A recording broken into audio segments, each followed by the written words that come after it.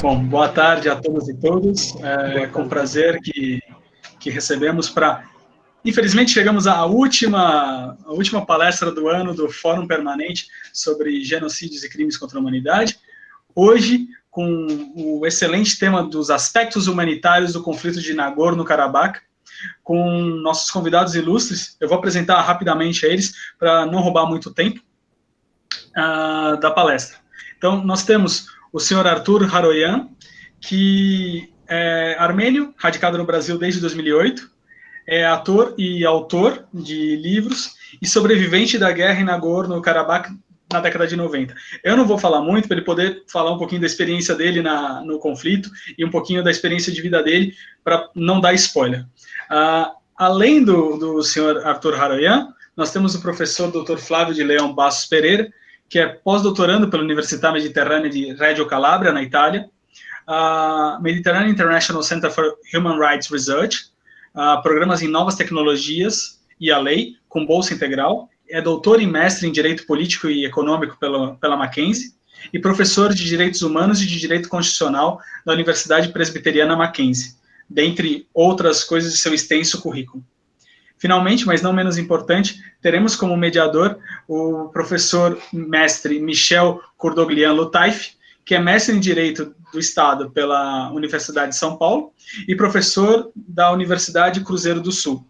Aproveito para dar mais uma vez boa tarde a todos os presentes e também na figura dos professores co-organizadores, o professor Arthur Roberto Giannatasio Capella e o professor doutor Paulo Borba Casella.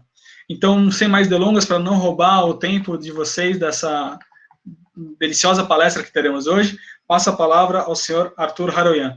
Por favor, boa tarde, senhor Artur. O palco é seu. Obrigado. Estava com saudade dessa frase, o palco é seu, por causa da pandemia, que a gente não consegue se apresentar, fazer nada, porque, infelizmente, cultura não é tão valorizada no nosso país. Quando eu falo nosso país, eu menciono o Brasil e também a Armênia, porque sou cidadão dos dois países. Eu me chamo Artur Haroyan, sou armênio, nascido na Armênia, nasci no império que não existe, no União Soviética, e desde criança eu fui fascinado pelo Brasil. Assistia todas as novelas brasileiras, mesmo que os homens não podem assistir novela porque isso não é coisa de homem, mas eu sempre achava um jeito para poder fazer isso, e tudo isso fez um tipo de lavagem cerebral na minha cabeça, que eu tenho que viver no Brasil. E desde meus 4 anos eu lembro perfeitamente como eu falava para minha família que eu vou mudar para o Brasil, eu vou viver no Brasil. Eles achavam isso muito esquisito, muito estranho, de onde eu achei o nome desse país, porque no nosso mapa nem tinha... nosso mapa nem tinha este país, na verdade tinham somente países da grandiosa União Soviética. E em 2008 eu me mudei para cá, vim como turista e não voltei mais para morar na Armênia, mas eu tento todo ano ir para lá para visitar a minha família.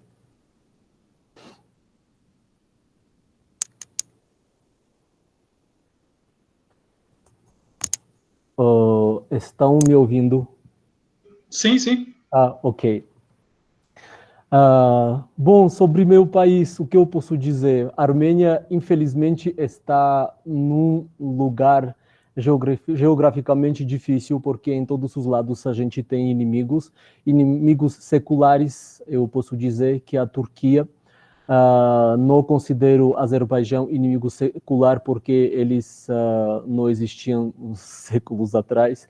É um projeto da União Soviética, aquele país que foi formado desde o começo do Império Soviético, mais ou menos em 1918, depois da Revolução dos bolcheviques e dos mencheviques. E, infelizmente, meu país sempre foi mirado, atingido pelos turcos. Sabemos todos sobre o genocídio armênio, que aconteceu em 1915. Na verdade, um pouquinho mais antes, mas a grande maioria da aniquilação, da matança, da massacre aconteceu em 1915, e a gente relembra o dia 24 de abril, E depois de um pouquinho mais de 100 anos, a mesma coisa se repetiu, porque os turcos não foram punidos. A Europa fechou os olhos, o mundo fechou os olhos, porque não sei como posso dizer que armênios não eram tão importantes, só era importante de fazer aquela aniquilação, porque a Turquia era aliado dos grandes líderes europeus, então o genocídio armênio não foi reconhecido, e depois de 100 anos e pouco, a mesma coisa repetiu contra a população de Artsakh, chamado mais conhecido como Nagorno-Karabakh. Isso é uma falha da humanidade, porque se a gente fala do holocausto do povo judeu, e não apenas do holocausto do povo judeu, porque aconteceram outros holocaustos antes e depois, lembramos os sírios também, a Ruanda e muitos, a questão armênia foi meio para o lado, quase o tempo todo. E se tornou uma carta de manga nas mãos dos políticos. Ou seja, a vida daqueles 1,5 milhão de armênios assassinados virou um jogo político. Por exemplo, o que eu dizer com isso? Quando algum país quer reconhecer genocídio armênio, Turquia ameaça e chama de volta os seus embaixadores, os seus cônsuls. A mesma coisa acontece sempre quando a Alemanha reconheceu o genocídio armênio oficialmente no parlamento do país também, em 2015, quando a Armênia estava relembrando, o mundo inteiro estava relembrando o centenário do genocídio armênio. A Alemanha reconheceu e Turquia chamou o seu cônsul ou seu embaixador, não sei, de volta. Então, essa questão, infelizmente, virou um jogo político nas mãos da Turquia e dos outros países da União Europeia. E fico feliz também e sou muito agradecido a todos aqueles países, principalmente ao Uruguai, que foi o primeiro país que reconheceu o genocídio armênio, se não me engano, em 1950 e alguma coisa. Quando eu soube disso pela primeira vez na escola, a gente ficou muito fascinado. Tipo, como assim, Uruguai, não há uma comunidade grande armênia lá? Tem comunidade armênia, mas não é tão grande como nos Estados Unidos, por exemplo, na França ou na Rússia. E a gente ficou muito honrado e pensamos que se um país onde não há uma grande comunidade armênia então, e reconhecer o genocídio armênio, então isso é possível, sem alguma influência da comunidade, ou até alguma com influência da comunidade, porque é sobre nossa história, sobre nossos bisavós que viviam lá, que foram aniquilados, porque eu sou descendente diretamente de uma família que foi massacrado no genocídio armênio, do parte do meu pai, que ficava na cidade de Kars, que é a Armênia histórica, porque a gente nos chama Turquia, porque é a Armênia histórica, e com os outros muitos países como Kars, Van, e meu bisbisavô, acho que posso chamar assim, tinha uma capela lá. Muita gente foram trancadas dentro dessa capela e foram queimadas vivos. Se no começo do século XX a mente humana era capaz de fazer esse tipo de coisa, depois de um século praticamente não mudou nada. Porque se a gente está vendo tudo o que aconteceu agora em Artsakh, praticamente é a mesma coisa, é a mesma caligrafia, o que os turcos faziam 100 anos atrás, eles continuavam a fazer, estão continuando a fazer agora. E um país pequeno como a Armênia tinha que enfrentar contra Turquia, Azerbaijão e contra jihadistas da Síria. E a Europa ficou em pé falando que não, vocês têm que parar tudo isso, mas com palavra você não resolve nada. Menos palavra e mais ações, como dizem. Então, a Europa também não fez muita coisa para ajudar os armênios. Não é questão os armênios, os humanos, os civis para evitar esse tipo de tragédia que aconteceu há 2, 3 meses atrás na Armênia.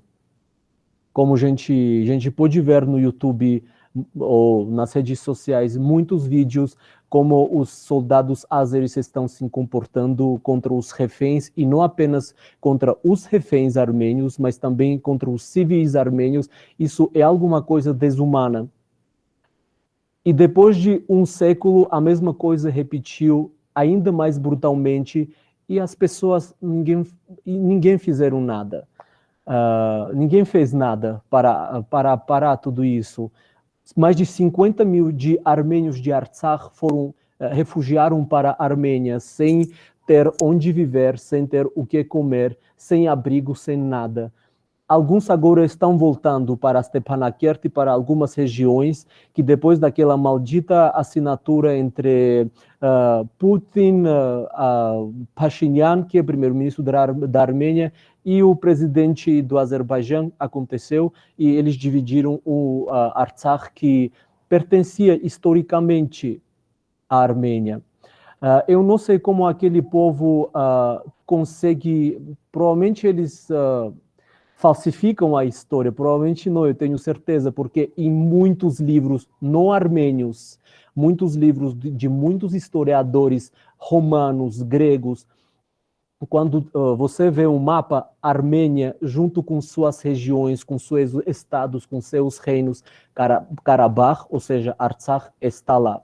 Os azeris falam que lá tem muitas igrejas católicas que pertencem aos albaneses caucasianos. Só que eu não sei desde quando estes albaneses caucasianos escrevem com o alfabeto armênio, porque em todas as igrejas há manuscritos com o alfabeto armênio. É um alfabeto muito específico, não dá para confundir nem com latim, nem com cirílico, nem com hindu, nada. É um alfabeto próprio. Então, tentando até falsificar a história, isso coloca eles num papel de, com todo o meu respeito, de palhaço. Eles são palhaços, eles não reconhecem que eles são palhaços, mas eles são. Alguns dias atrás, o presidente daquele país, o Azerbaijão, repetiu mais uma vez que nós devemos devolver as nossas terras históricas, que é Zangezur. Zangezur faz parte, que está na Armênia atualmente. Sevan, o lago armênio, se você vê o mapa da Armênia, no meio tem um lago, e Yerevan é a capital da Armênia. E o presidente fala que que Yerevan, que é mais antigo do que Roma, pertence aos azeris, que é um povo turco que o país deles foi formado, 30 ou alguma coisa assim, anos atrás. Então, tentando eles falsificar essa história, eles ficam nesse papel de palhaço. Acho isso muito engraçado quando eu escuto tudo isso, porque não porque eu sou armênio eu devo defender minha história, eu devo defender os meus ancestrais, mas eu sei ler livros armênios e também eu sempre procuro pesquisar outras fontes.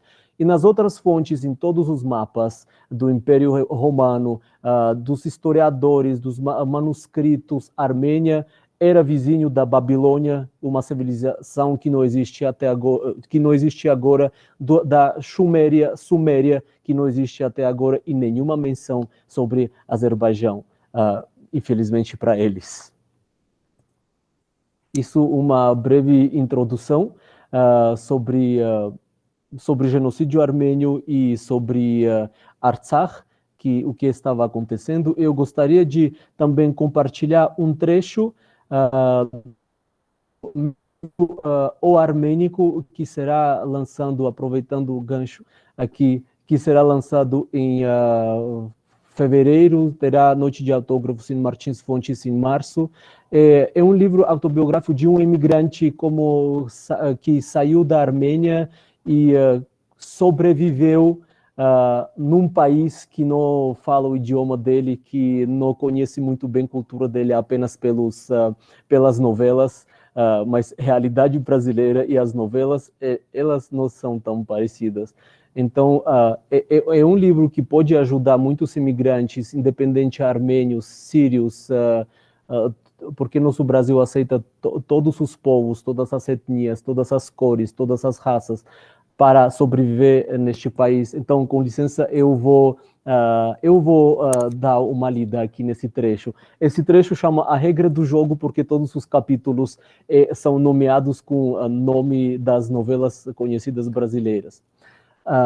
O trecho inclui como os armênios sobreviviam na época da guerra de 1991, a primeira guerra contra a Azerbaijão, quando estávamos defendendo os armênios e as nosso homeland, não sei como dizer essa palavra em português, dos Azis e como? A pátria. A pátria, obrigado, a pátria, muito obrigado. É sobre isso, eu vou ler aqui, espero que vocês vão aproveitar. A regra do jogo. Quando os barulhos dos motores das viaturas militares se afastavam do nosso pátio e só se podia ouvir suas sirenes no final da estrada, Lilith, minha irmã, arrancava as cortinas pretas da janela e com toda a força apertava o play do magnetofone. Então o nosso apartamento frio no inverno antecipado se enchia de fervor tropical. Era a hora de dançar lambada. Preparávamos-nos para uma festa que acontecia no pátio todo sábado, mais ou menos como uma festa junina brasileira, só que com muita neve ao redor. Em vez de pinhão, comíamos semente de girassol e no lugar de quentão bebíamos chá fervido nos samavares. Samavares é um tipo de chaleira típica da União Soviética, típica russa.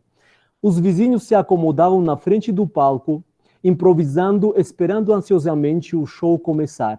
Eu vestia minha sunga, Lilito seu maiô, colocávamos nossos casacos de lá para cima para não morrermos congelados e apertávamos maratonamente o play.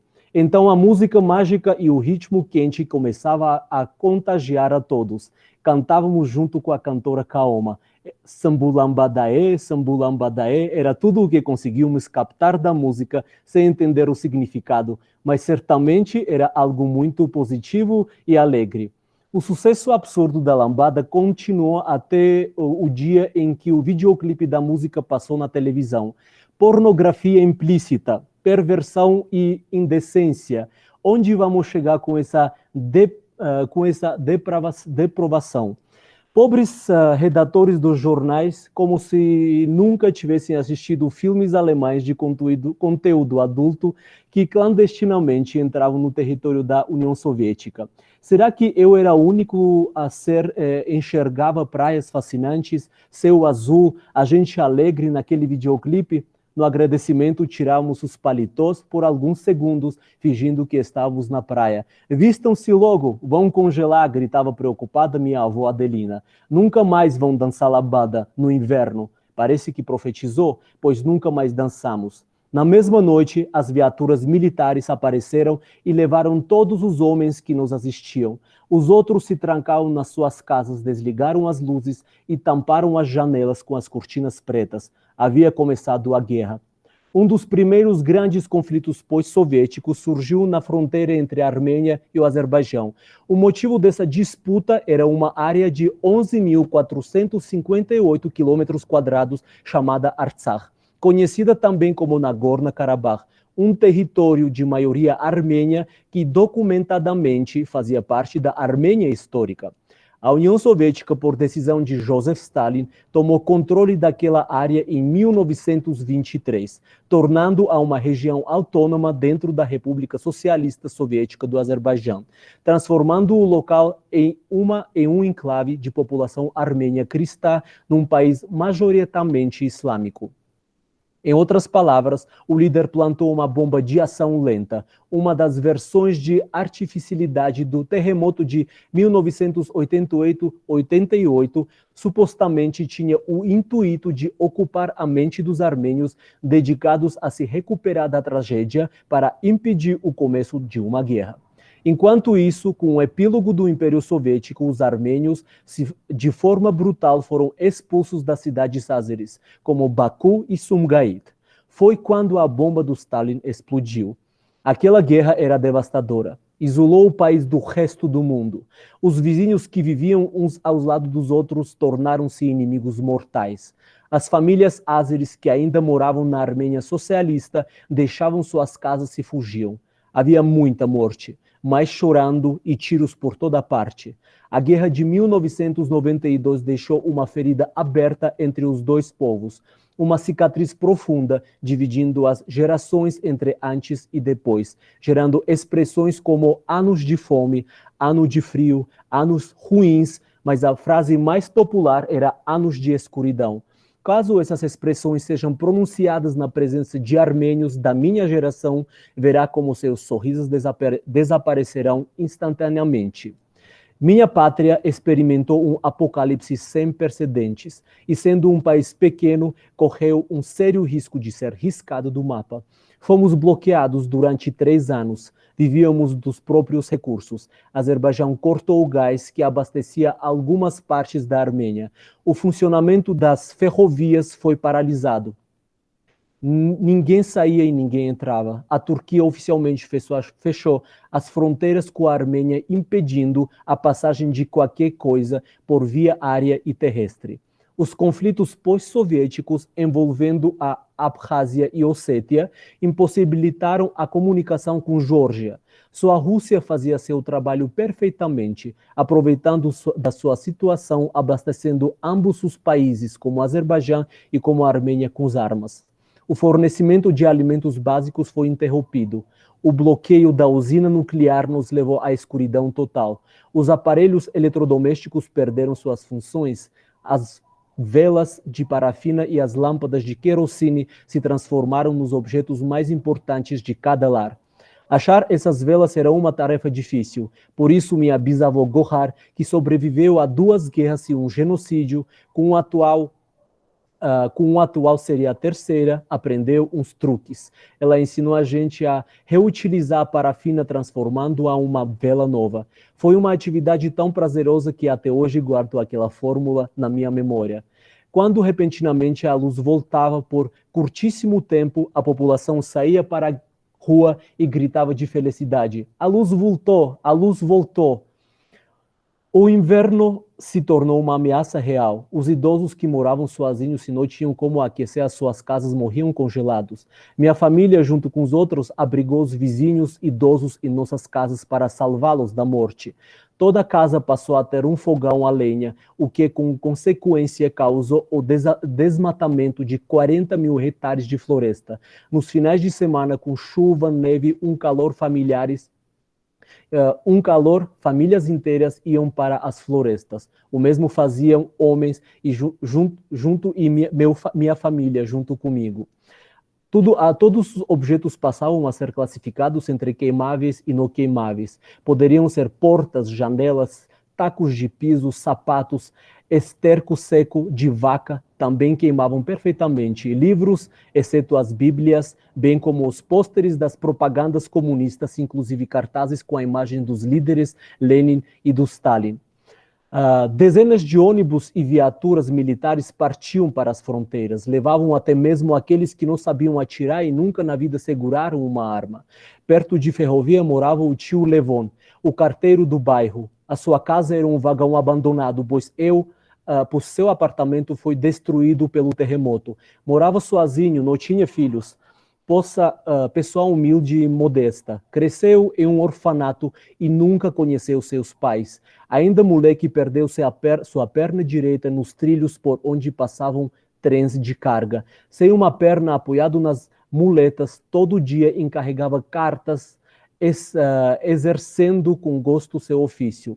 Ele era muito inteligente, suas palavras significavam muito para os homens do bairro. Com as mulheres era gentil e junto com as cartas levava flores colhidas pelo caminho. As crianças adoravam ouvir suas histórias inventadas, sempre com um final engraçado e feliz. Quando começou a guerra contra o Azerbaijão, o Sr. Levon tornou-se a pessoa mais indesejada. Ele passou a ser mal recebido no bairro inteiro. O motivo desse tratamento era as cartas que ele distribuía para as famílias que perdiam seus filhos ou parentes nas fronteiras. Ele passou a ser chamado de morte, devido à sua profissão. Com muita tristeza, era obrigado a fazer essas notificações. Assim, 2 vezes ele comunicou à viúva Heranush sobre o falecimento de 2 dos seus filhos no campo de batalha. 3 semanas depois chegou outro comunicado sobre o sequestro e assassinato do seu filho mais velho pelos soldados ázeres. Senhor Levon não teve coragem de entregar a carta para a viúva, rasgou e engoliu até o último pedaço. Testemunhas dizem que em um dia de muita chuva, quando o nível do rio Depet subiu sem aguentar o peso e o ódio das pessoas, ele entrou nas águas e sumiu em suas ondas, levando o segredo da morte do filho da viúva Heranush consigo para sempre. O seu corpo nunca foi encontrado e a dona Heranush, até os seus últimos dias, esperava o seu filho voltar da guerra. Em 1994 foi assinado o cessar-fogo. Mesmo com a vantagem numérica das forças dos ázeres, a Armênia saiu vitoriosa e Artsakh tornou-se um país, uma república independente de fato. Ambos os lados se afirmaram comprometidos em honrar o cessar-fogo, porém nenhuma parte cumpriu o acordo até hoje. O Brasil não ficou fora disso e em 2018, com a iniciativa do radialista e comerciante paulistano Sarkis Karamekian, descendente de armênios e líder da Associação Juventude Armênia, Mahiporá e Pilar do Sul foram declaradas cidades irmãs de Stepanakert, capital de Artsakh, pela Lei Ordinário 3767 de 2018, o que por sua vez causou um mal-estar com o Azerbaijão, que exigiu explicações do Itamaraty. Isso uma pequena parte envolvido a vida dos armênios, como eles conviviam na época da guerra e como depois daquele cessar-fogo que foi assinado em 1994, nunca foi respeitado pelo Azerbaijão. E 3 meses atrás, 3 meses e pouco atrás, esse cessar-fogo foi interrompido violadamente, novamente, pelo Azerbaijão, porque eles queriam retomar aquelas terras, porque aquelas terras para eles é território, para nós é pátria. Eu não sei quanto tempo eu tenho mais, mas se tiverem algumas perguntas, eu responderei com prazer. Obrigado, senhor Arthur. As perguntas a gente deixa para o final da palestras, mas muito obrigado pela sua colocação. Então, agora, só pela dinâmica do encontro, passo a palavra ao professor Flávio Bastos. Por favor, professor, o espaço é seu. Muito obrigado, boa tarde a todos. Cumprimento o professor Paulo Borba Casella, uma referência para todos nós sempre. Meu irmão Arthur Capella, é bom revê-lo. Em 2015, estávamos juntos na Universidade Mackenzie, exatamente na celebração dos 100 anos em memória às vítimas do genocídio armênio. Cumprimento o professor Michel Lutaif, meu outro querido amigo, que agradeço o convite também. E um abraço especial, estou conhecendo hoje o Arthur Haroyan, a quem eu envio o meu cumprimento de quem é um admirador do povo armênio e da Armênia, né? Aliás, temos um amigo em comum, Heitor Loureiro, também um outro grande especialista, que, enfim, eu vou tentar manter a minha imparcialidade na análise da questão humanitária, porque é difícil para mim falar da Armênia, eu não sou armênio, eu sou um brasileiro típico, descendente de portugueses indígenas, para o meu orgulho, mas estudei com Bolsa Armênia no Canadá, onde eu devo toda a minha formação sobre genocídios. E lá conversávamos muito, né, sobre essa questão do ataque aos indígenas, né, num sentido mais amplo, os armênios enquanto povos originários daquela terra no Cáucaso. Para tentar contextualizar rapidamente, para quem talvez não tenha muito contato, e aí peço até ao Arthur Haroyan que me corrija se eu cometer aqui algum erro, alguma gafe, viu, Arthur? Você que é um armênio, como a gente diz aqui no Brasil, da gema. E aí é bom contextualizar, porque a Armênia, Azerbaijão, Nagorno-Karabakh, são regiões, são áreas que ficam no Cáucaso. Então vamos entender essa encrenca para eu poder entrar no direito humanitário. O Cáucaso contém a maior densidade etnolinguística do mundo. São 100 etnias para 21 milhões de pessoas. Então, nós temos já um contexto que, se você ainda acrescentar a presença de cristãos, xiitas, sunitas, aí, então, é um melting pot que torna essa questão, vamos assim dizer, o professor Heitor costuma dizer isso, perto do Cáucaso, os Balcãs fica algo mais simples para se compreender, né? Então, fica aqui essa primeira observação sobre o seu contexto. Um segundo ponto, existe ainda entre Artsakh, Armênia, Azerbaijão, um estado de guerra. O que houve foi um cessar-fogo em 94. Não houve um armistício do ponto de vista jurídico, né? Então, eu lembro aqui, por exemplo, da mesma situação entre Coreia do Norte e Coreia do Sul, que juridicamente também se encontram em estado de guerra. Um outro ponto que eu gostaria de citar, que o Arthur mencionou aqui, é a questão do Holocausto. É muito importante para aqueles que não estão muito afetos ao estudo relacionado aos genocídios, à sua memória. O Arthur Haroyan coloca um ponto aqui essencial. Por que o genocídio armênio não é tão... não, ou pelo menos não foi, porque hoje eu penso que mas porque nunca foi tão comentado ou recebeu tantas atenções como o Holocausto. Na realidade, me permitam lembrar aqui dois autores, dois pensadores, William Faulkner, um dos mais importantes escritores norte-americanos, que dizia: o passado não é passado, ele sequer existe. Ou Santayana, uma placa, inclusive, que está na entrada de Birkenau, Auschwitz II, lá na Polônia, em Oswiecim.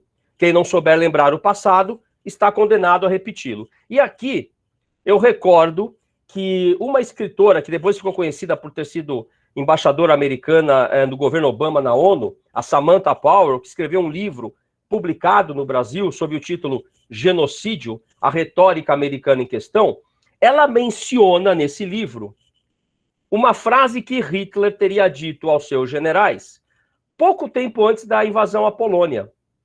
Ora, ninguém lembra dos armênios, ninguém se lembrará dos judeus. Esta frase, há uma discordância entre historiadores se ela teria ou não teria realmente sido dita, mas ela consta em vários livros.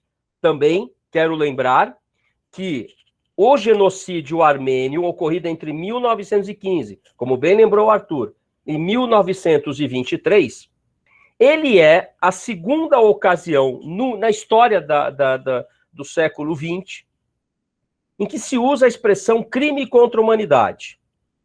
Quando França, Império Britânico, porque era o Império à época, Estados Unidos, Rússia, publicam um documento que vocês podem achar no Google, ele está digitalizado hoje, dizendo aos otomanos: cessem este crime contra a humanidade e contra a civilização que está sendo cometido contra os armênios. A primeira vez que essa expressão foi usada foi quando se referiram ao massacre no Congo belga por Leopoldo II, mostrando que nem só ditaduras e regimes totalitários cometem genocídios, também os regimes ditos democráticos, né?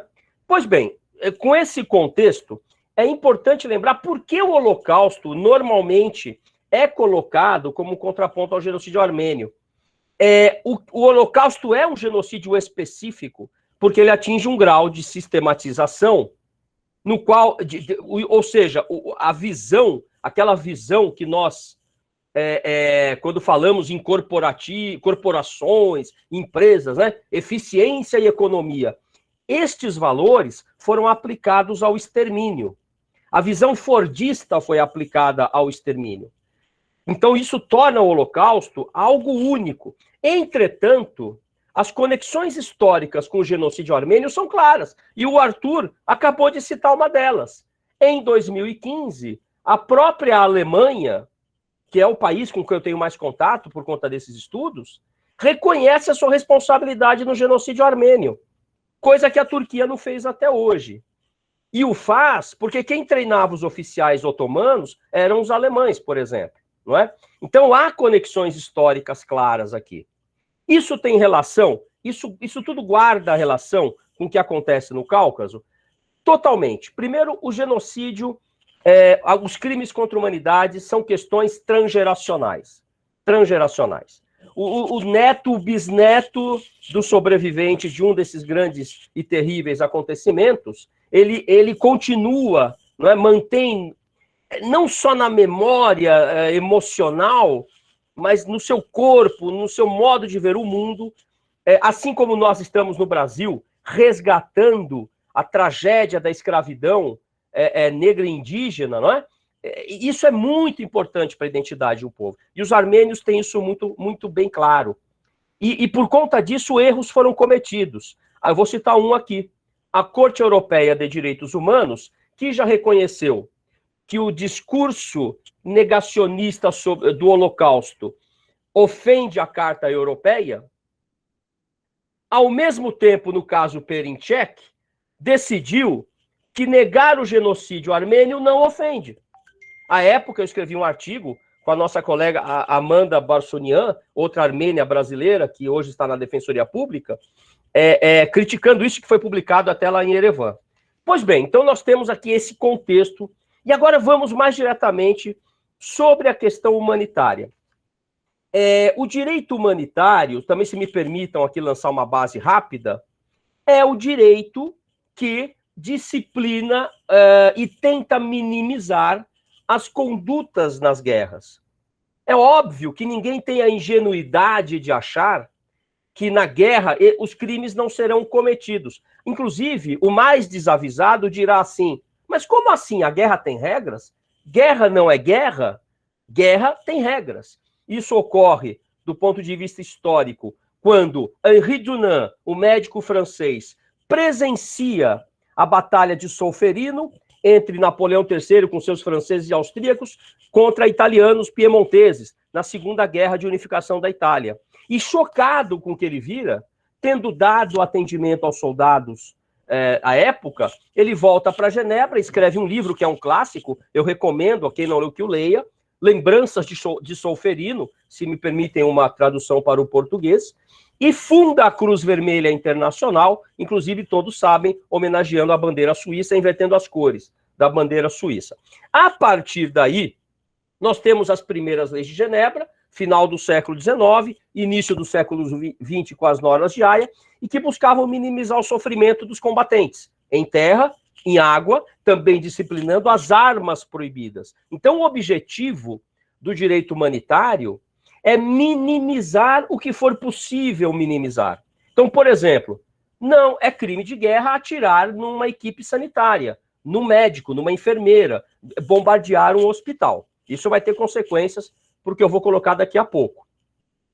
É claro, vem a Segunda Guerra Mundial, não é? As estruturas, então, existentes, como a Liga das Nações, fracassam, e em 1949 é que nós temos a edição das atuais e vigentes leis de guerra. Em 49, nós temos, portanto, o chamado renasce, recriado o direito de Genebra, assim chamado, e o direito de Haia, para nós aqui diferenciarmos do direito de Roma, do Estatuto do TPI, do Tribunal Penal Internacional, e do direito de Nova York, sistema global e sistema regionais, OEA, etc. Esse grupo de normas, são em torno de 64 artigos, mais alguns protocolos, estabelecem algumas condutas e algumas posturas. Eu vou citar apenas aquelas que guardam relação com o que o Arthur Haroyan acabou de nos brindar aqui com seu dramático depoimento. primeiro, atacar, ter como alvo civis não combatentes, ou ex-combatentes, aqueles que não estão mais combatendo, ou porque estão feridos, ou porque estão doentes, enfim, em situação de penúria. A guerra leva a isso, né? Talvez seja o pior dos sofrimentos, eu não tenho dúvida disso. As normas vêm nesse sentido. Ora, e aqui nós temos notícias dos combates em Nagorno-Karabakh, essa última onda que nós tivemos agora, de vários ataques a civis. Esses ataques a civis poderiam configurar crimes de guerra? Penso que sim, não é? Há, inclusive, investigações em curso sobre esses ataques a civis. Talvez o Arthur depois, evidentemente, com os seus laços, com seus familiares e amigos na região, possa até nos confirmar isso. Lembrando que nós temos aqui também a questão da responsabilidade de grandes players. E me permita, viu, Arthur, eu estou fazendo muita referência à sua apresentação, porque eu acho que fica mais conectada. Mas o Arthur também mencionou, abre aspas, o maldito acordo firmado com Putin. Me corrija, o atual presidente da Armênia é Sarkisian. É isso? Isso. Que não é bem visto pela maioria dos armênios hoje, né? Pelo menos pelas críticas que eu tenho escutado. Quer falar, Arthur? Na verdade, o Sarkisian, o atual presidente Sarkisian, porque o antigo também era Sarkisian. O Serge Sarkisian não era bem visto, não. Mas este novo, ele é presidente. Como a Armênia é parlamentarista, o presidente não decide muitas coisas. É uma figura mais... Né? Perfeito. Então, nós temos aqui a questão do Putin, do atual Sarkisian, e temos outros players nesse contexto. Vejam bem, temos o Irã. Eu quero lembrar que a maioria dos azeris são xiitas, por influência do Irã. É bom lembrar, gente, que no século VII, o Cáucaso foi dominado por persas e bizantinos, persas que hoje são os iranianos. No século IX, pelos turcos. Aí é que vem a invasão árabe, e entre o século XV e o século XVIII, a guerra entre turcos e persas, as várias lutas. No século XIX, o domínio russo, e no século XX, a sovietização. Este é o percurso da região. Então, esses players, Turquia, Rússia, Irã, por exemplo, e claro, os interesses americanos, a questão do gás. Eu lembro que os dutos de gás, para quem não sabe, eles desviam do território armênio ali. Eles não passam pelo território armênio. Isso foi construído excluindo a nação armênia. É bom lembrar esses detalhes também. Então, esses players têm grande responsabilidade na questão da venda de armas, por exemplo. A Rússia vendeu armas tanto para azerbaijanos quanto para armênios, numa posição ambígua.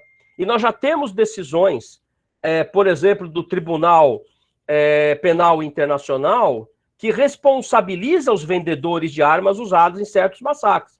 Então, só aqui para a gente estabelecer mais algumas conexões. Então, os ataques a civis ocorreram e violam, e como nós costumamos dizer em direito humanitário, né?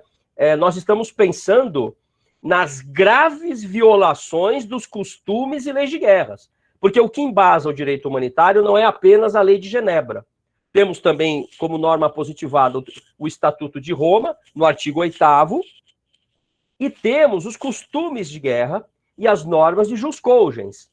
Então, estamos falando aqui de distintas fontes que dão embasamento para essas situações, para pensarmos em crimes de guerra.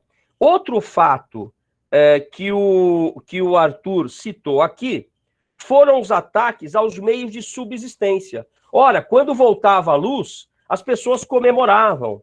O que poderia ser queimado? Não é? O que nós precisamos para a nossa sobrevivência? Não existe, a menos que demonstrado o inverso, não existe na destruição de hospitais, na destruição de meios de subsistência. Lembra aqui um fato histórico, quando ao final da Segunda Guerra, Hitler dá a ordem a Albert Speer para destruir os meios de subsistência do povo alemão. Pelo menos ao que consta dos autos de Nuremberg, Albert Speer teria recusado. Mas destruir os meios de subsistência dos civis também é considerado crime de guerra. Vou fazer outra conexão com o passado. Na Guerra da Síria, recente, foram filmadas várias cenas do Estado Islâmico implodindo igrejas armênias. Igrejas que não eram alvos militares, mas que eram homenagem aos mártires do genocídio armênio. Vejam como é transgeracional a questão do genocídio armênio, e ela está presente nessa guerra. Por quê? Eu não tenho dúvida é uma opinião, mas eu não tenho dúvida dela. Se os azeres tomam o território de Artsakh, cuja independência ocorre em 10 de dezembro de 91, me corrija também sobre isso, Arthur, mas se eles tomam esse território, ocorreria ou ocorrerá, se isso ocorrer um dia, uma limpeza étnica. Porque, como o Arthur falou, os armênios não estão lá por outra razão que não a sua conexão com aquela terra. Essa é uma expressão que eu uso muito quando eu debato a questão indígena aqui no Brasil. Né? Realmente, e é verdade, são áreas, foram os primeiros cristãos do planeta. São áreas tão antigas quanto Roma mesmo, é verdade isso. Não é modo de expressão, são mais antigos que Roma, em algumas regiões. As igrejas armênias, né? Então, a conexão é o mote, é a razão maior. Já do ponto de vista do Azerbaijão, existe um claro planejamento de Erdogan que vem com a ideia do panturquismo. Então, lá você tem áreas, Cazaquistão, Azerbaijão, etc., muito embora turcos sejam sunitas e azerbaijanos xiitas, há um claro movimento no sentido de um dia tomarem aquele território, pelo que nos consta. Bom, e aí eu queria colocar um último ponto para fechar essas ideias iniciais, e que eu não sei se todos perceberam. Uma arma usada neste conflito, e muito usada, inclusive eu vi repórteres entrevistando atores lá no palco de operações, e que filmavam isso, foram os drones. Não são drones desses que a gente vê aqui no Brasil, né? Na praia. Eu estou falando de aviões não pilotados, verdadeiras armas de guerra, e que são criados, vejam bem, no governo Obama. Os Estados Unidos foram acusados pela Anistia Internacional e pela Human Rights Watch, mais de uma vez, de crimes de guerra, porque esses drones sobrevoam, atacam e lançam um segundo ataque quando as vítimas estão sendo socorridas. Isso aconteceu mais de uma vez, por exemplo, no Paquistão. E foi uma arma muito usada pelos azeres nessa guerra. Não vou entrar no mérito em quem vendeu esses drones, isso é uma outra questão, mas centenas de drones militares foram comprados e usados, inclusive, contra civis. Então, nós temos aqui um outro caso claro de crimes de guerra. Então, me parece que ainda é muito cedo para sabermos a real extensão dos crimes de guerra cometidos. Para quem está longe, acompanhando pela imprensa, sabemos que a morte de civis, a destruição de alvos não militares, a destruição de meios de subsistência, o uso de drones. E o uso de drones é um novo debate no direito humanitário, porque eu pergunto para vocês, se eu sou um militar, estou no Pentágono, pilotando um drone, e ataco civis no Oriente Médio, ou do Cáucaso, para ser mais preciso aqui no nosso contexto, por quem eu devo ser julgado? Não é? Vamos aqui pensar numa jurisdição universal? Então, ficam aqui essas questões para a gente, se for o caso, aí retomar com mais alguns debates. Muito obrigado. Obrigado, professor Flávio Bastos. Eu passo a palavra agora ao professor Michel. Por favor, professor Michel. Muito obrigado, Felipe. Boa tarde a todos que estão nos assistindo. Eu queria cumprimentar o CEPIM e a ESA pela realização do evento, também as entidades que são membros do Fórum Permanente sobre Genocídios e Crimes contra a Humanidade, na pessoa do professor Paulo Casella e também do professor Arthur Capella. E um cumprimento especial aos palestrantes de hoje, o Arthur Haroyan e o professor Flávio Bastos, pelas exposições e também pelos relatos que foram bastante interessantes. Eu, como moderador aqui, gostaria de trazer um ponto que foi recentemente revelado, né, uma novidade nesse conflito que já dura décadas, mas nós tivemos, agora no mês de novembro, um novo acordo de cessar-fogo. Inclusive, enquanto o evento estava sendo organizado, esse acordo veio à tona, então é uma novidade para a gente trabalhar. E o acordo foi firmado, né, entre a Armênia, do primeiro-ministro Pashinyan, e o Azerbaijão do presidente Aliyev, e foi intermediado com o protagonismo da Rússia. Mas o professor Flávio Bastos, na sua exposição, trouxe outros grandes interessados nesse acordo, né? Por exemplo, Estados Unidos, Turquia, Irã, a União Europeia propriamente, mas mais por intermédio da França, que compõe também o Grupo de Minsk, e entre outros. Esse acordo, principalmente do lado armênio, teve diversas críticas, né? Mas para a gente manter o foco do evento, eu queria trazer os aspectos humanitários para a gente trabalhar. Alguns deles eu destaco, alguns pontos desse acordo que foi recentemente firmado entre a Armênia e o Azerbaijão de cessar-fogo. A entrega de algumas áreas territoriais, né, de Artsakh ao Azerbaijão, que antes eram ocupadas por povos de origem armênia, populações que estavam ali assentadas há anos, e isso o Arthur Haroyan trouxe muito bem na sua exposição, sendo deslocadas, né, tendo que deixar as suas casas, e recentemente vieram aí denúncias de destruição de igrejas, de monumentos culturais armênios da região, né, até denúncias aí de continuidade do genocídio de 1915, por conta dessa destruição dos monumentos culturais da Armênia, e também mapas que foram divulgados, que foram denunciados, mapas que surgiram, que foram divulgados por azerbaijanos, azeris, com ali um grande Azerbaijão, né, que, como o próprio Arthur Haroyan trouxe na sua exposição, incluíam ali áreas de Yerevan, de Sevan, que são propriamente armênias hoje. E dos dois lados também nós temos aí denúncias de violações ao cessar-fogo, tanto do lado da Armênia quanto do lado do Azerbaijão. Ou seja, a meu ver, me parece que esse acordo ainda tem muito pano para manga, se eu posso dizer assim, né? Essa história parece a mim que ainda não acabou. Então, para inaugurar os debates, eu queria saber do Arthur Haroyan e do professor Flávio se eles acham que esse acordo pode ser ainda uma grande bomba relógio humanitária na região, né? Porque nós tivemos um cessar-fogo, mas pelo que estamos observando, parece que é um cessar-fogo de fachada, né? Que daqui a alguns anos pode ser que esse conflito estoure de novo e que nós tenhamos aí perdas humanitárias muito grandes nesse contexto.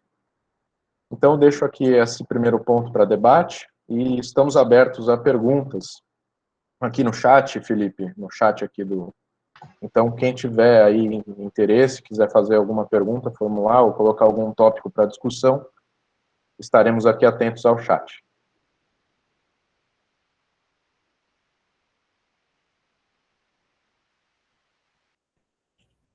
O Arthur quer falar, Arthur? Professor, se você quiser, por favor, depois eu acrescento. Então, a pergunta... Muito obrigado, Arthur. A pergunta do Michel é uma pergunta de ouro, né? Na verdade, de fato, a gente sabe que este conflito é um conflito antigo. Vamos até... Eu gosto muito de analisar esses fatos à luz da arte, da etimologia, né? Já disse um grande pensador que a minha linguagem reflete o meu universo, né? E vejam, Nagorno-Karabakh. Nagorno é um termo russo, que significa montanha, alta montanha. Karabakh, Jardim Negro, é um termo turco negro. Cara em turco é negro. E Karabakh, é persa, que significa jardim. Então, até o nome da região demonstra a complexidade do problema que existe lá. Aí também peço ao Arthur que me corrija se eu cometi alguma gafe aqui etimológica. Mas eu vejo, eu não vou dizer com pessimismo, de certa forma, com um certo realismo, eu não vejo uma solução permanente que nunca foi adotada e não foi agora. Isso é apenas um cessar-fogo, não é? Que tem por função imediata impedir a maior continuidade de mortes. A notícia que nós temos é que cerca de 1.000 soldados armênios morreram, só agora, entre agosto e outubro.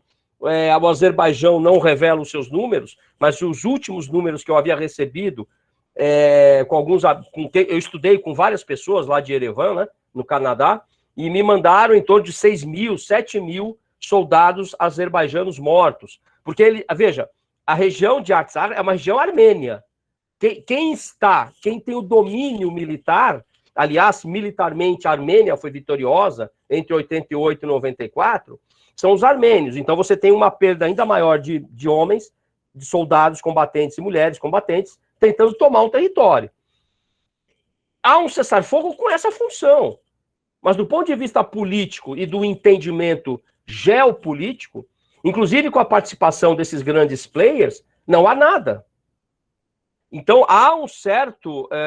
se até alguns anos atrás a Armênia vivia um momento de otimismo, de ser uma nova nação do ponto de vista econômico, político, há agora um recrudescimento desse otimismo, de um certo pessimismo em relação ao futuro breve aí. Não há solução adotada. Então, sim, eu vejo a possibilidade de um novo conflito, e mais grave, se nada for feito. Né? Aliás, alguém colocou aí no chat sobre a Geórgia. A Geórgia é inimiga da Rússia. A Rússia apoia os armênios. Então, a Geórgia é outro player que não vê a Armênia com bons olhos. Não é? Vamos também jogar isso aqui. Então, vejam que, do ponto de vista geopolítico, não me parece aí, e nem em termos de acordos, que tenha ocorrido algo promissor, viu, Michel?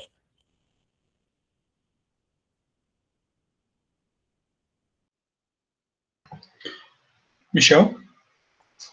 Oi, estão me ouvindo? Sim. Também acho, Flávio. Como eu tinha já colocado a minha posição já nas primeiras perguntas, na primeira oportunidade que eu falei, acho que é uma bomba relógio humanitária. Essa história, pelo menos a meu ver, está longe de acabar. E eu não sei, acho que ninguém sabe, né, como ter uma saída humanitária digna, sem prejuízo de perda de aspectos culturais, ou, enfim, né, sem muitos refugiados, ou coisa do gênero. Não sei se o Arthur Haroyan quer comentar algo a respeito. Sim. Ele que esteve presente lá nos anos 90, e agora a história está sendo revivida, né?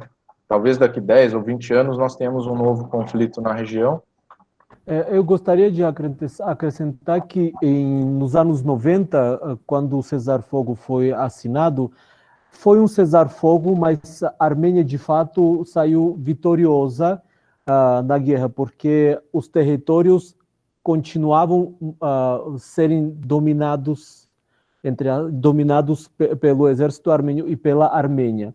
Foi formado aquele grupo de Minsk que em 30 anos não conseguiu fazer praticamente nada. E agora é muito engraçado como os ázeres estão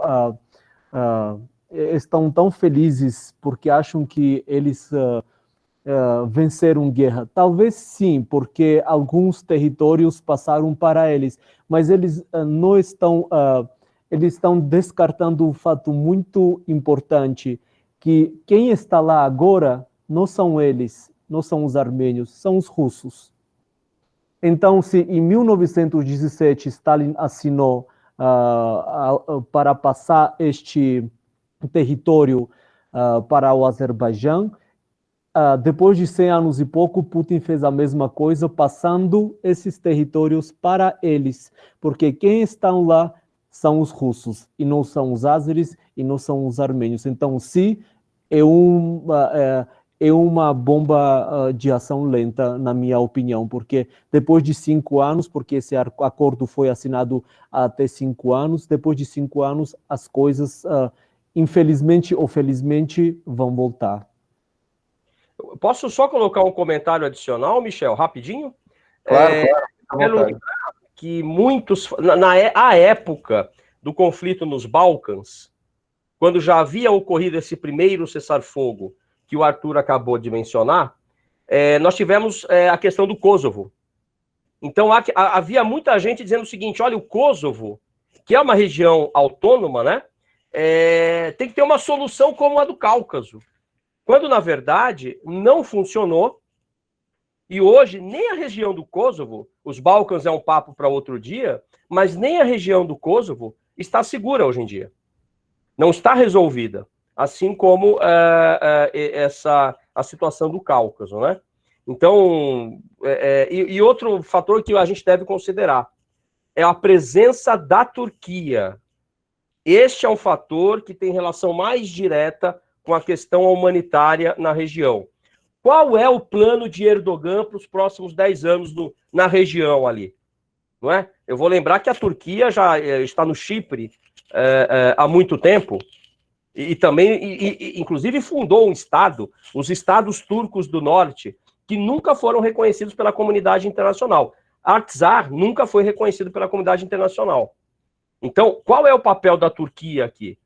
Me parece que isso é um fator muito importante, porque a Turquia contém no seu território a maior base aérea norte-americana. Ela é da OTAN. Então, se você colocar a Rússia nesse jogo de xadrez, eu fico bem preocupado mesmo com a Armênia lá, viu? Eu ia perguntar agora mesmo, né, uma pergunta que o Cássio Coutinho fez no chat aqui sobre a semelhança entre o conflito de Karabakh e o conflito lá do Kosovo com a Sérvia, né, nos Balcãs. Então, acho que está respondido. E eu queria colocar alguns elementos, aproveitando que o Arthur Haroyan falou também, além daqueles que eu destaquei, elementos do acordo que foi recentemente firmado, tivemos também, né, a criação do corredor Lachin, que é uma passagem entre o outro, né, o enclave de Nakhichevan, do Azerbaijão, que era uma região afastada, ficava ali separado do Azerbaijão, não vou dizer territorial, mas o grande Azerbaijão, que estava ali onde fica Baku, né, o Azerbaijão tinha um enclave no seu território e tinha a Armênia no meio. Então criaram um corredor agora para essa passagem, que é administrado pelos russos, um corredor de 5 quilômetros, que vai ficar sob controle russo por alguns anos, agora não me lembro se 5 ou 10 anos. E a questão do panturquismo, né, colocada pelo professor Flávio. A presença da Turquia na região, denúncias de que ela forneceu armas e parte daqueles drones usados pelo Azerbaijão nos ataques,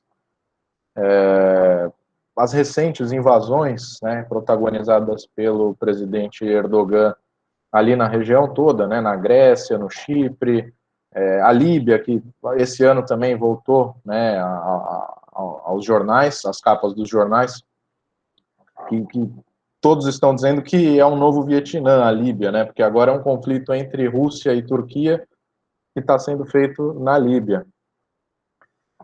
Então, todos esses elementos potencializam ainda mais o conflito. A gente não sabe até que ponto essa batalha entre Rússia e Turquia pode influenciar ali no conflito, né? Porque a Rússia é mais aliada da Armênia, tem tratado militar com a Armênia, e a Turquia apoia os azeris porque são da mesma etnia. Eu queria trazer ao debate agora uma pergunta que foi formulada pela Isabela Vilas Boas. Ela diz: boa tarde a todos, gostaria de saber se o Brasil teve algum posicionamento a respeito do genocídio armênio. Caso positivo, como os expositores avaliam esse posicionamento, e caso negativo, como deveria ter ocorrido. O Brasil, eu já adianto, não reconhece o genocídio armênio, então eu deixo a segunda parte da pergunta para os expositores. Como poderia vir esse reconhecimento? E eu acrescento agora um outro elemento meu.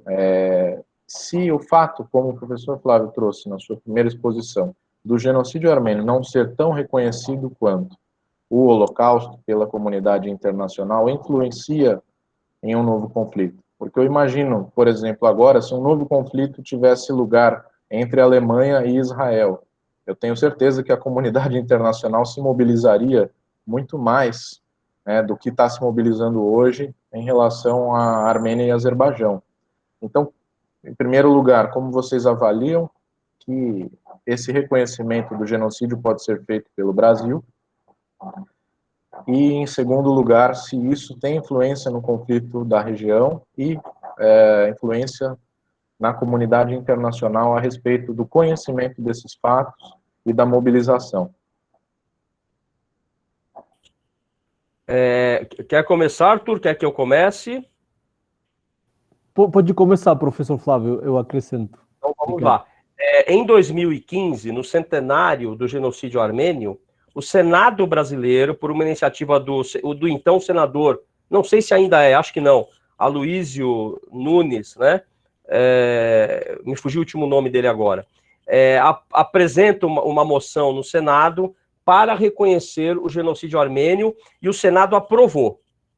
Mas houve uma reação imediata do embaixador turco no Brasil, e o recado é muito claro: se vocês reconhecerem o genocídio armênio, acabou o comércio entre Brasil e Turquia.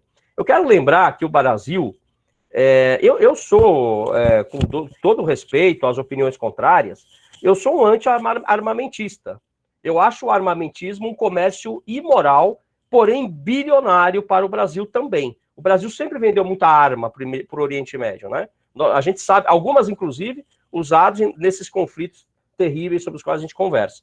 Mas o Estado brasileiro, ele recebe uma chamada do Estado turco sobre isso, mas não reconhece o genocídio armênio.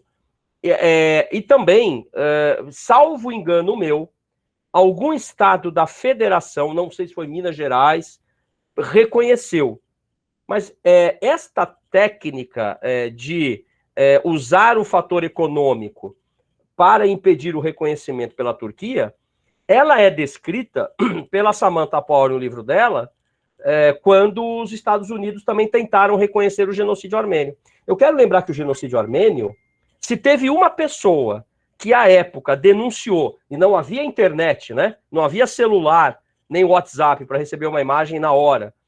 Quem denunciava para o New York Times o genocídio armênio era o embaixador norte-americano Morgenthau e alguns jornalistas da Reuters, etc., que inclusive foram presos lá na época. Então, os Estados Unidos estiveram, de certa maneira, apoiando os armênios durante o genocídio, por conta da posição do Morgenthau, mas até hoje não reconheceram. Então, é preciso ter força, e isso talvez seja um sinal do enfraquecimento do Estado, das estruturas estatais soberanas, diante do poder econômico. A gente discute muito isso quando falamos em direitos humanos e empresas, né? É preciso analisar isso, mas nós efetivamente não reconhecemos, infelizmente, não há dúvida de que houve um genocídio. Todo estudo do caso leva você a uma conclusão, que não outra, de que houve um genocídio claro. As próprias marchas da morte, usada pelos nazistas ao final da Segunda Guerra, quando tiraram os prisioneiros de Auschwitz, foram usadas como instrumento per se de morte, de assassinato, quando os armênios eram obrigados a marchar para o deserto, né? As mulheres, as crianças e tal. Então não há dúvida que houve um genocídio. O que atrapalha é a questão política e econômica, aí me parece.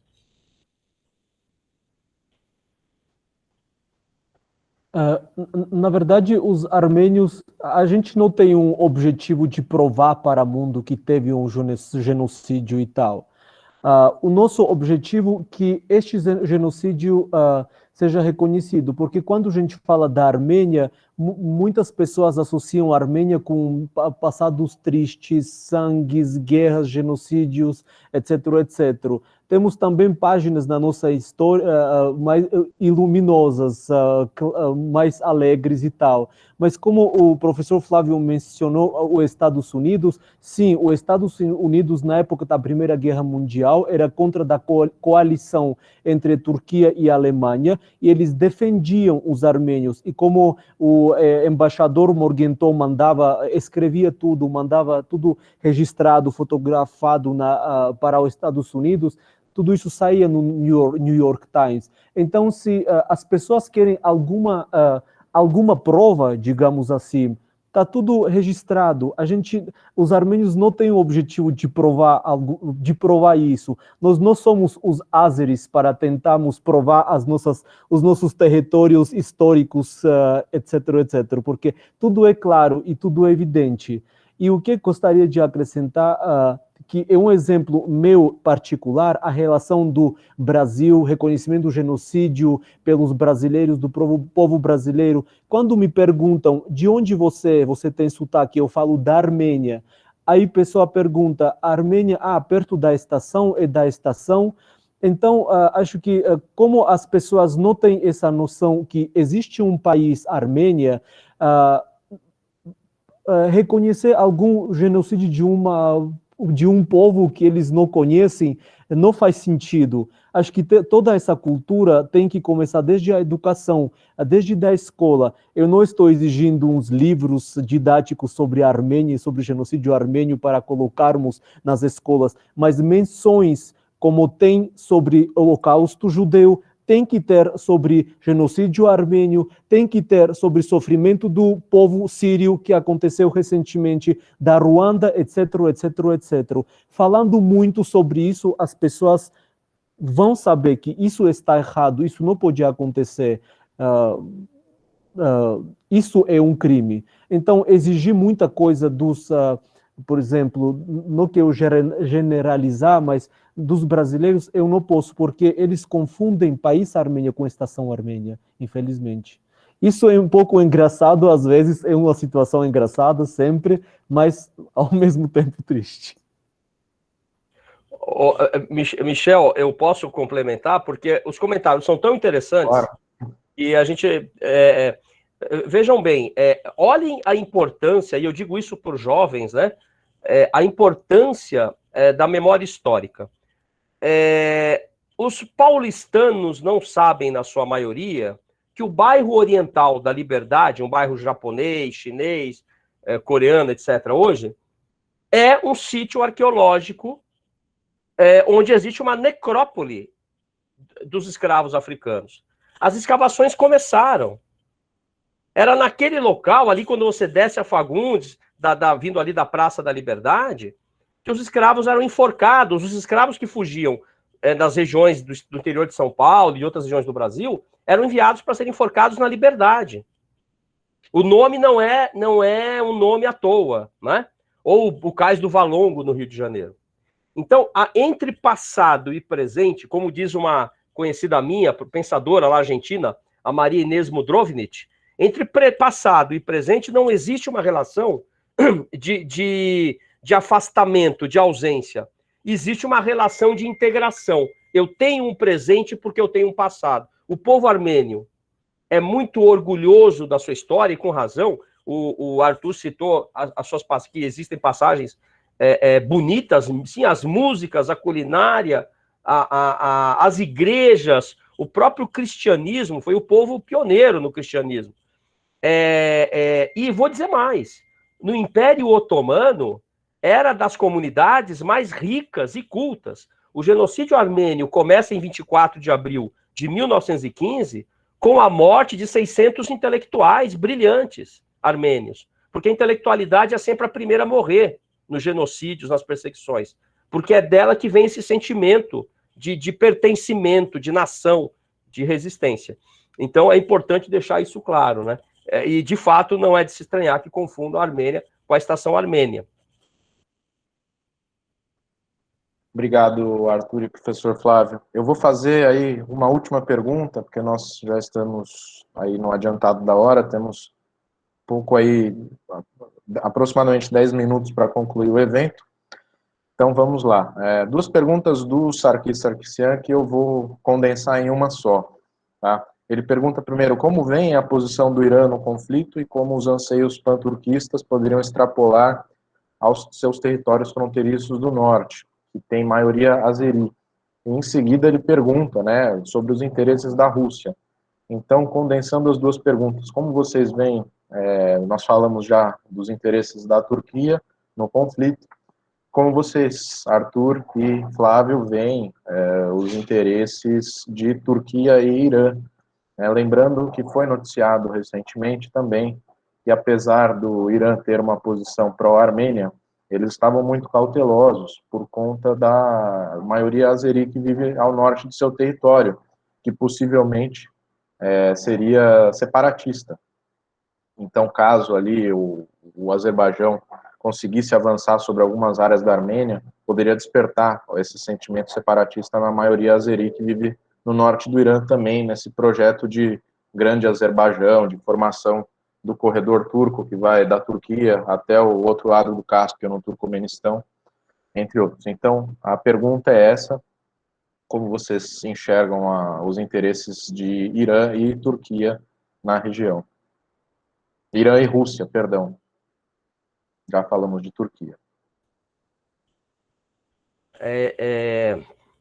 Olha, essa é uma. Primeiro quero mandar um abraço para o Sarki. Nós já estivemos juntos lá no Clube Armênio, há uns anos atrás, comendo umas excelentes esfirras. Aliás, eu sou fã das esfirras armênias, pelo menos no clube ali que eu comi. Olha, sensacional, recomendo. Ali no Planalto Paulista. Eu recomendo também. Olha, negócio de enlouquecer, viu? Mas vamos lá. Eu diria o seguinte: eu não vejo uma tentativa da Rússia em trazer a Turquia para o seu lado. Por quê? Porque a Turquia é da OTAN. A Turquia, por mais que ela faça, isso já está provado, por mais que o Erdogan estabeleça um regime autoritário, populista, etc., e disso nós manjamos bem no Brasil, atue, nada vai acontecer. Por quê? Porque existem interesses políticos, militares e econômicos muito claros, e a gente não pode ser ingênuo. Não é? É por isso que eu acho que os armênios correm um sério risco em Artsakh de uma limpeza étnica ou de um novo genocídio. Porque eles não estão lá por conta de interesses econômicos ou políticos, a não ser a sua terra, a sua tradição. É claro que é um país que quer crescer economicamente, mas na sua terra. E não é o caso do Azerbaijão. Há outros interesses por trás aí. E não vejo como a Turquia vai se aproximar da Rússia, não. Posso estar errado, né? Eu não sou um especialista na matéria. Eu lembro aqui do nosso amigo James Tamjan, por exemplo, que o é.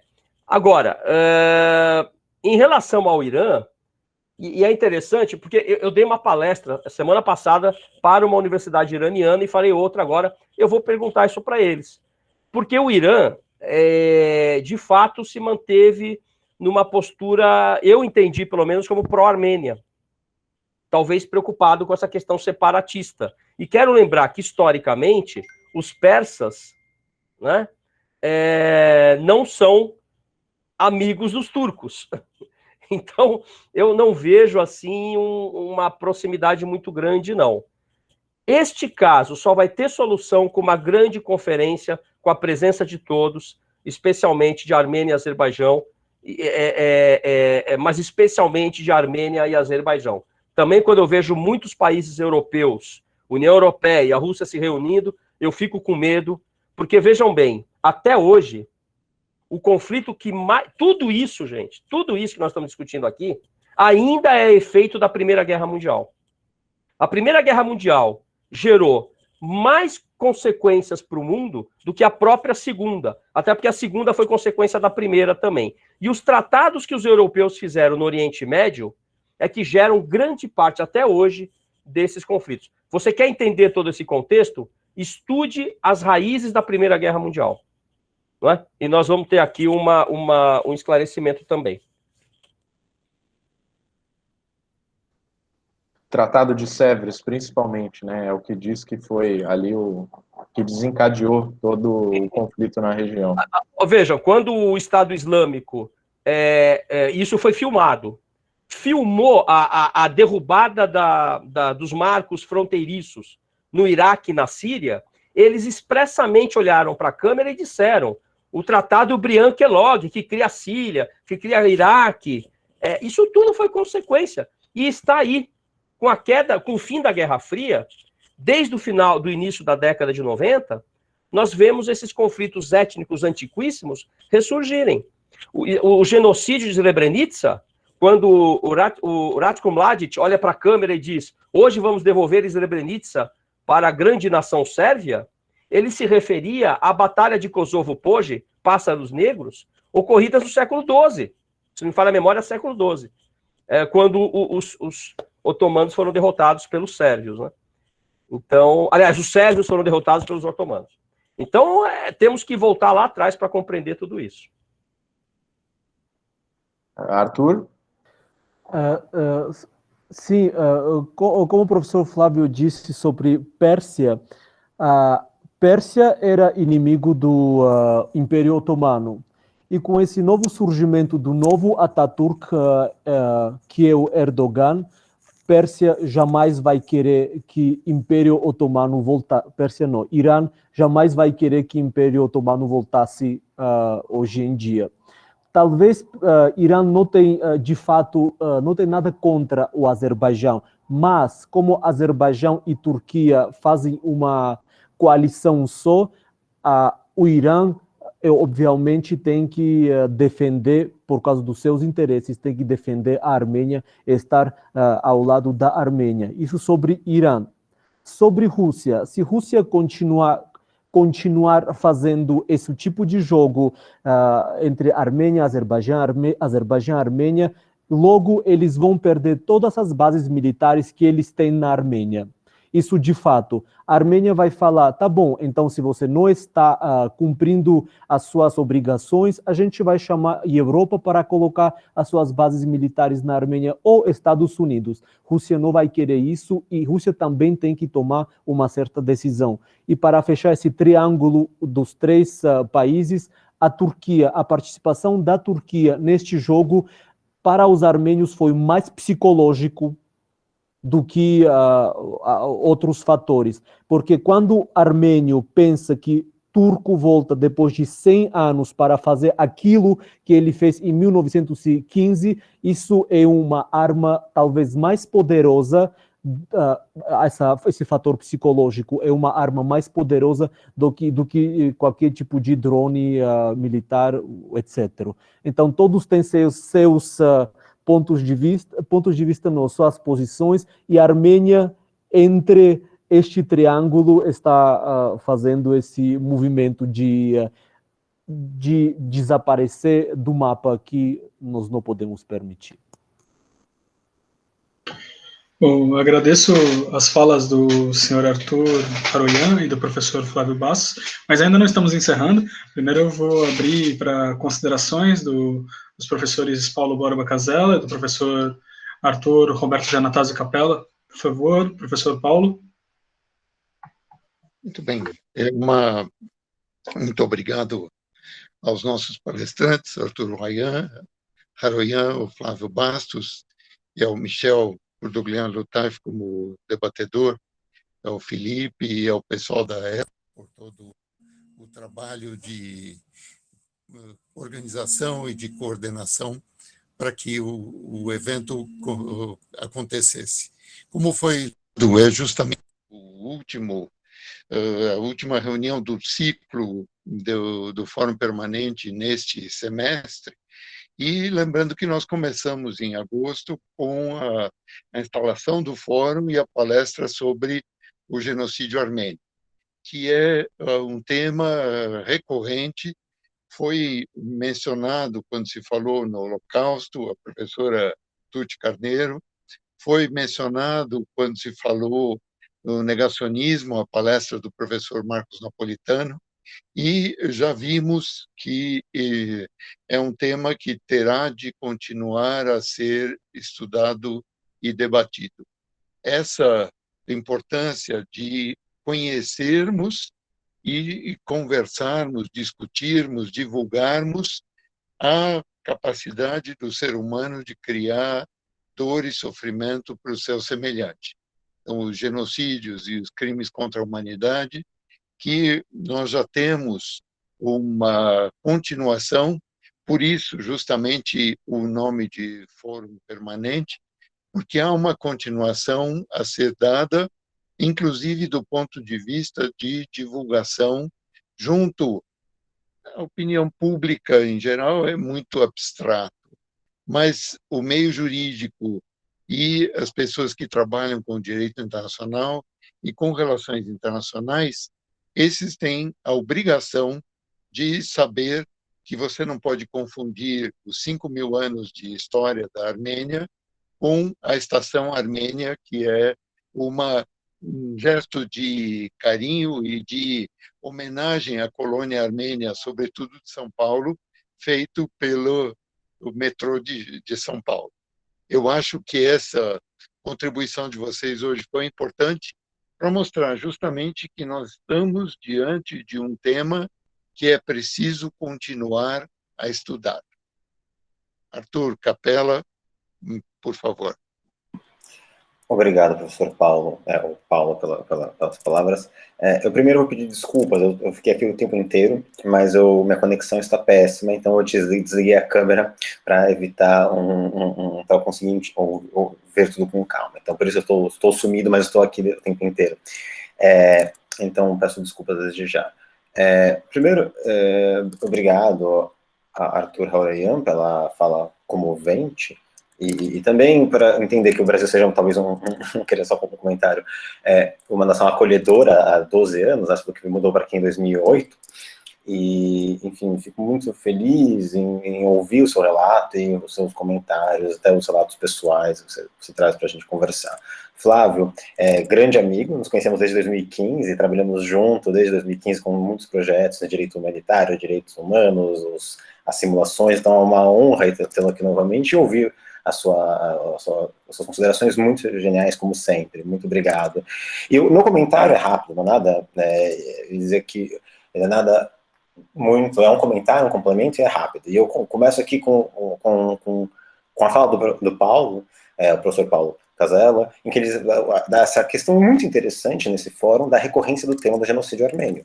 Tá? Eu acho que isso é uma questão importante para ser lembrado, não só pela odiosa frase atribuída ao Hitler ou do Hitler, mas porque ela mostra algumas coisas que me tocam, que dialoga também com o que o professor Flávio disse, que isso, de uma certa maneira, conversa com os Balcãs, né, e consequências da Primeira Guerra Mundial. Era exatamente isso que eu queria fazer um comentário, que é o seguinte.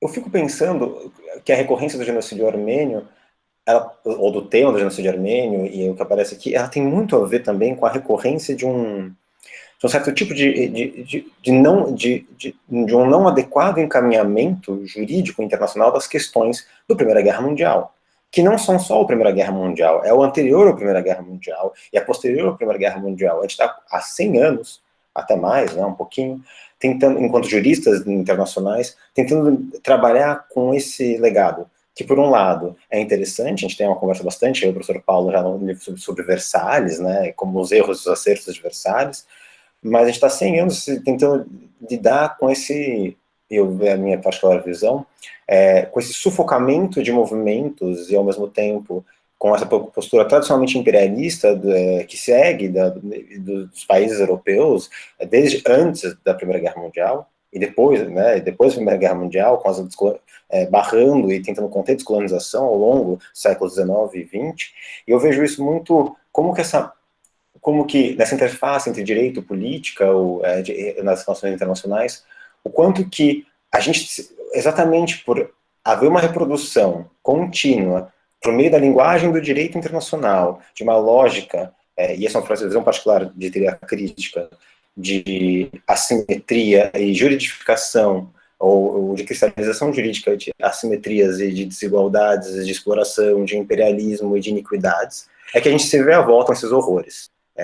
Então, é uma coisa particular minha, mas percebeu o quanto que o direito internacional, a encaminhar muito mal as questões da Primeira Guerra Mundial, Segunda Guerra Mundial e os processos colonizadores, vejo muito como a gente vai ver a recorrência do tema do genocídio armênio como uma recorrência de um projeto de dominação civilizatória dos últimos 300 anos, em diferentes escalas, diferentes graus. Claro que aqui eu não estou falando só do conflito Nagorno-Karabakh, né, nem genocídio armênio, mas estou falando enquanto que isso, para mim, na minha visão, ela reproduz uma estrutura que nós, internacionalistas, temos lidado há certo tempo em tentar utilizar a linguagem do direito internacional para minimizar isso e para combater essas atrocidades, mas, por outro lado, é o próprio direito internacional que a gente estuda e usa para combater as atrocidades que legitimou, e de certa forma legitima, em outro grau, essa prática odiosa dos crimes contra a humanidade. Então, claro, isso é muito menos jurídico, muito mais jurídico-político, mas ainda assim o complemento perceber que nesse diálogo constante que eu, o professor Paulo, a professora Maria Luísa, o Felipe, a gente tem feito nesse fórum permanente sobre genocídio e crimes contra a humanidade, próximo semestre, enfim, quando a gente for voltar, efetivamente, eu vejo que é importante ter atenção não só ao fato que a Armênia não é só a estação do metrô, ela também, acho que é isso que o professor Paulo menciona, é interessante, a Armênia é muito mais do que isso, né, e acho que isso é perceber o quanto que nossa realidade local está impactado e como que esse fórum é permanente, precisa revisitar esses temas constantemente para a construção da memória da história aqui no Brasil, e, enfim, entre os estudantes de Direito e de Relações Internacionais, para perceber o quanto que o direito internacional ele tem promessas de mudanças e de felicidade, mas o quanto ele também legitimou e legitima ainda de diferentes formas essas práticas odiosas. Então, fico feliz em poder retomar essa conversa no próximo ano com todos, e a gente vai, acho que pode ser bem, todas e todos, e explorar mais essas interfaces interdisciplinares entre direito, política e história, como foi bem lembrado aqui na nossa conversa. Muito obrigado a todas e todos. Agradeço os comentários dos dois professores, professor Paulo, professor Arthur. Passo agora os comentários, considerações finais, pela ordem, do senhor Arthur Haroyan e depois do professor Flávio Bastos. Por favor, senhor Arthur. Considerações finais. O que seria, desculpa, considerações finais? Poderia abrir essas Um fechamento, alguma coisa que o senhor queira acrescentar mais no nosso encontro de hoje. Ok, eu acho o importante que eu sempre falo, quando você reconhece algum crime, este crime não se repita. Então, se na época os grandes líderes tivessem reconhecido o genocídio armênio, tudo isso que está acontecendo agora não teria acontecido. Como reconhecer o holocausto dos judeus, eles estão em paz, o problema deles são outros, agora entre Palestina e etc., mas não é contra a Alemanha. Eu acho que isso é essencial. Quando você reconhece alguma coisa, essa coisa não se repite. Eu convoco aos todos participantes desse fórum que, como o professor Paulo disse, a Armênia não é apenas uma estação, tem mais de 5.000 anos de história, então uma história muito bonita, uma história muito importante. Eu aconselho entender e pesquisar mais sobre este país que se chama Armênia. Muito obrigado por terem me convidado nesse fórum tão importante. Agradeço. Professor Flávio. Bom, eu quero agradecer a toda a organização do fórum, na pessoa do professor Casella, e isso inclui meus amigos Michel, Arthur Capella, agora o Felipe, né? Eu quero lembrar que o Arthur Capella esteve na minha banca de doutorado, para minha honra, sobre genocídio indígena. É uma pessoa, é um jovem que me inspira muito. E aí é bom eu fazer essa minha prática de me inspirar em jovens para eu continuar jovem dentro do que for possível. E o Michel é outro jovem que chegou para marcar a minha vida como um outro talento também, a quem eu agradeço. Eu queria deixar só um recado para os mais jovens, para os estudantes, né? que atentem muito para essa questão da memória, porque ela está, por alguma razão, ou N razões, cada vez mais ditando alguns retrocessos hoje no mundo. Acabou de sair um documentário no Netflix sobre o legado de Leopoldo II no Congo. O Congo, que passa pela grande guerra africana, são 6 milhões de mortos, e ninguém fala disso, está hoje sendo explorado pelo Ocidente, sem qualquer regramento naquele país. Não é? Então, essas dinâmicas têm um pano de fundo econômico. O Cáucaso é uma região montanhosa e rica. Então, é preciso a gente considerar esse elemento nessas discussões e a memória. Temos que cuidar da memória histórica. Então, eu quero deixar um abraço a todos, desejar um ótimo final de ano, em 2021. Vamos vencer a Covid, se Deus quiser, e estaremos juntos mais vezes. Então, receba o meu afetuoso abraço. E um abraço ao Arthur Haroyan, de quem o Heitor já havia me falado, mais um armênio dos vários que marcam a minha vida de uma forma muito especial. Muito obrigado. Bom, então agradeço a presença dos palestrantes, professor Flávio Bastos, senhor Arthur Haroyan, do mediador Michel Lutaif.